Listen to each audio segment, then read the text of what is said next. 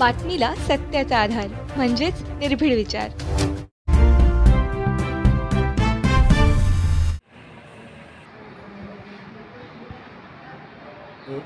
भोजे सिंह अमृत सिंह राजपूत, सरपंच ग्रामपंचायत जेतपूर, तालुका शिरपूर, जिल्हा धुळे।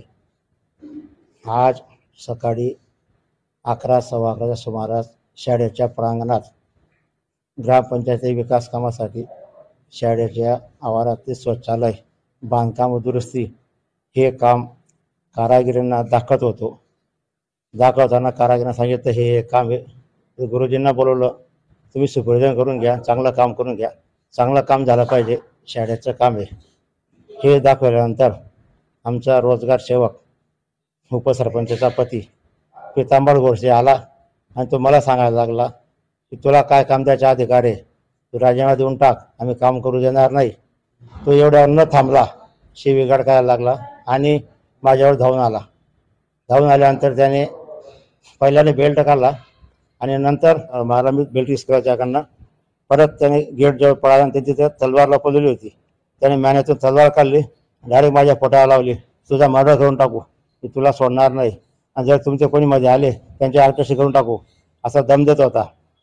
त्याच्यानंतर त्याने माझ्या पोटाला तलवार लावली, मी ती हातात पकडली आणि हात धरून तलवार मी सोडली नाही, माझ्या हाताला बरी जखम झालेली आहे। नंतर अजून तो दम देत होता, तुमच्यावर मी अटक करू, तुमच्यावर केस करायला जाऊ आणि तुम्हाला काम करू देणार नाही, कुठल्याही ग्रामपंचायती कामं करू देणार नाही।